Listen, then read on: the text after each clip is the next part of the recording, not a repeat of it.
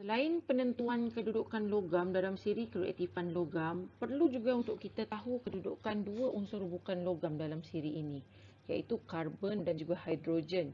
Kerana karbon dan juga hidrogen ini boleh membantu kita dalam proses pengekstrakan logam. Nanti kita akan bincang pasal proses ini pada video yang seterusnya lah.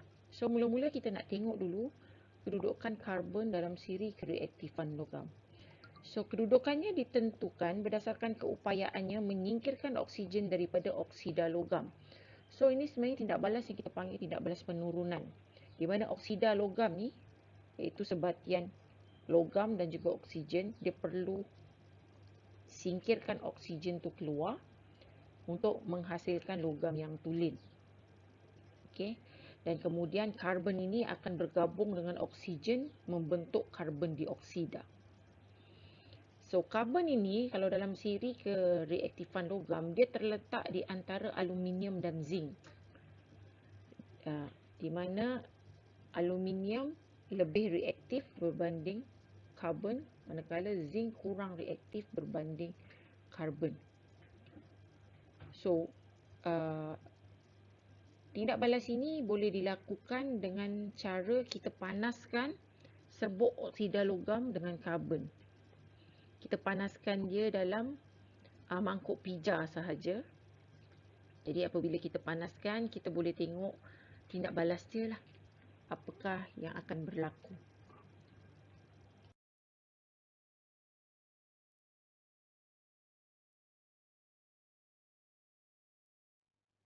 Okey, kita tengok dulu apakah pemerhatian yang boleh kita jalankan menerusi aktiviti ini. Seperti mana eksperimen yang pertama tadi, eksperimen yang kedua ni pun kamu boleh tonton di YouTube. Kamu cari keyword dia reduction of metal oxide. Okey. So, kita tengok satu persatu dulu. Dalam eksperimen ni, dia uji 3 sahaja logam. Yang pertama adalah aluminium oksida. So, untuk aluminium oksida, tiada perubahan. Maksudnya, kita bakar dia pun tak jadi apa-apa. Tak ada keluar api ke, tak ada keluar asap ke. Okay, itu tak ada perubahan dah. So, maksudnya di situ adalah aluminium oksida tidak bertindak balas dengan karbon. Maksudnya di sini, karbon tu tidak mampu menyingkirkan oksigen keluar daripada aluminium. Disebabkan oleh aluminium dia lebih reaktif berbanding karbon. Okey. Jadi karbon tidak akan bertindak balas dengan oksida logam yang lebih reaktif daripadanya. Okey, kita pergi yang kedua, zinc oksida. So, zinc oksida ni dia menghasilkan nyalaan yang malap. So, setelah habis tindak balas, dia menghasilkan pepejal berwarna kelabu. So, asalnya zinc oksida ni warna dia putih. So, bila dia dipanaskan dengan karbon, dia jadi pepejal kelabu. So, pepejal kelabu itu adalah zinc tulen. Kerana oksigen telah disingkirkan keluar, so oksigen itu akan bergabung dengan karbon membentuk karbon dioksida. So, maksudnya di sini zinc oksida kurang reaktif berbanding karbon. Karbon lebih reaktif berbanding zinc oksida. Dan seterusnya kita tengok plumbum 2 oksida. So, nyalaannya terang. Maksudnya tindak balasnya lebih cergas. So, baki dia adalah pepejal kelabu. So, pepejal kelabu itu adalah logam plumbum lah. Okay.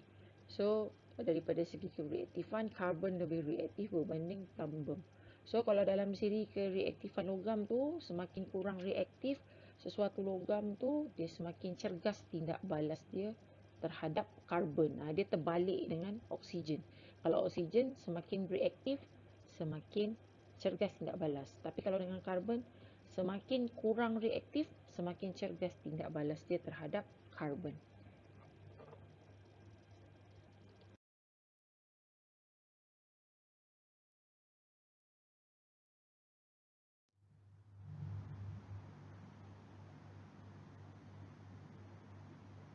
Okey, seterusnya kita tengok kedudukan hidrogen dalam siri kereaktifan logam. So, kedudukan hidrogen boleh ditentukan berdasarkan keupayaan hidrogen menyingkirkan oksigen daripada oksida logam.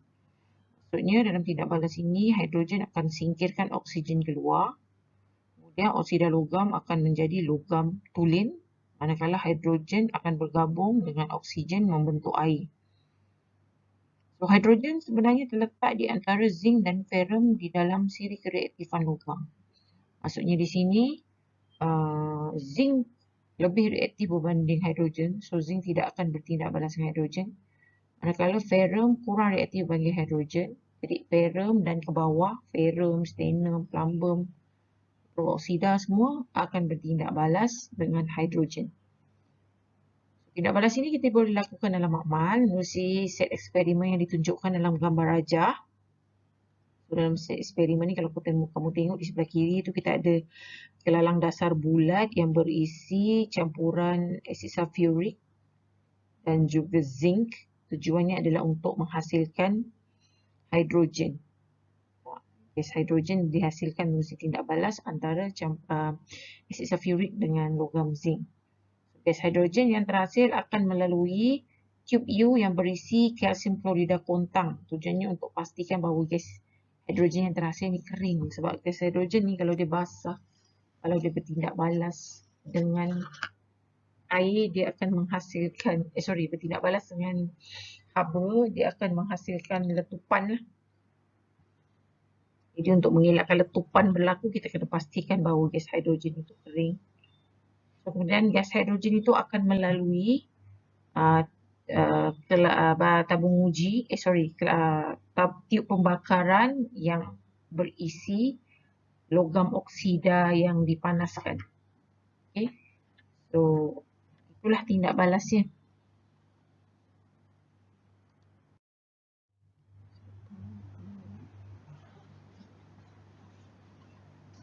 Okay, sekarang kita tengok pemerhatian terhadap eksperimen ini. So, dalam eksperimen ini dia gunakan 5 oksida logam iaitu aluminium oksida, zinc oksida, ferrum oksida, plumbum oksida dan juga kuprum oksida.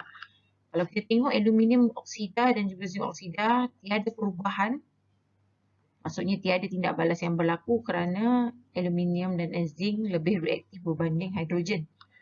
So, hidrogen tidak boleh bertindak balas dengan logam-logam oksida tersebut.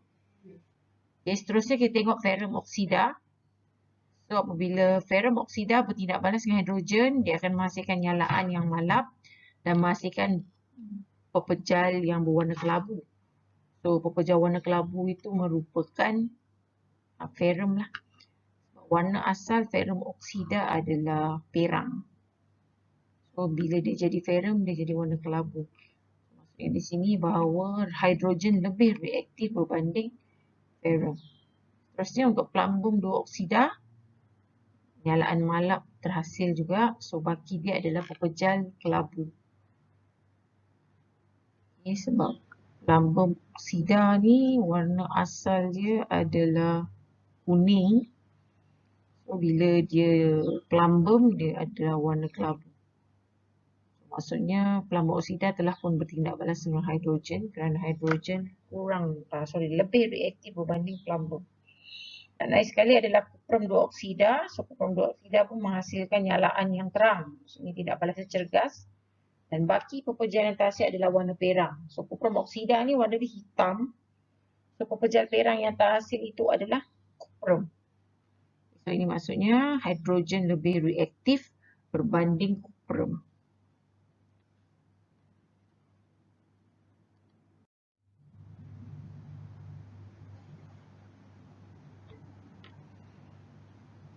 Okey, rajah ini menunjukkan kedudukan kesemua logam berserta dengan karbon dan hidrogen. Kali ini kita susun daripada daripada kiri ke kanan adalah daripada yang lebih reaktif kepada yang kurang reaktif. Okey. So, di sini kita akan nampak bahawa kalium, natrium, kalsium, magnesium dan aluminium lebih bereaktif berbanding karbon. Manakala zinc kurang reaktif berbanding karbon tapi lebih reaktif berbanding hidrogen. Manakala ferrum, stannum, plumbum, kuprum, mercury, argentum dan juga aurum kurang reaktif berbanding hidrogen. So, dalam pengekstrakan logam, karbon kita boleh gunakan untuk ekstrak zinc daripada zinc oksida.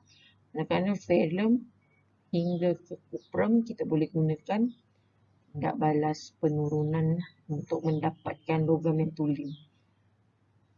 Merkuri, perak dan juga emas ni sebenarnya dia tidak wujud dalam keadaan oksida logam. Sebab dia sangat lengai, jadi dia susah sangat tidak balaskan oksigen, jadi dia wujud dalam keadaan yang tulen.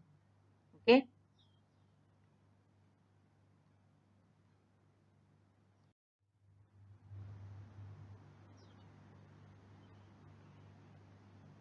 So, itu saja untuk minggu ini. Semoga video ini memberikan manfaat kepada kamu.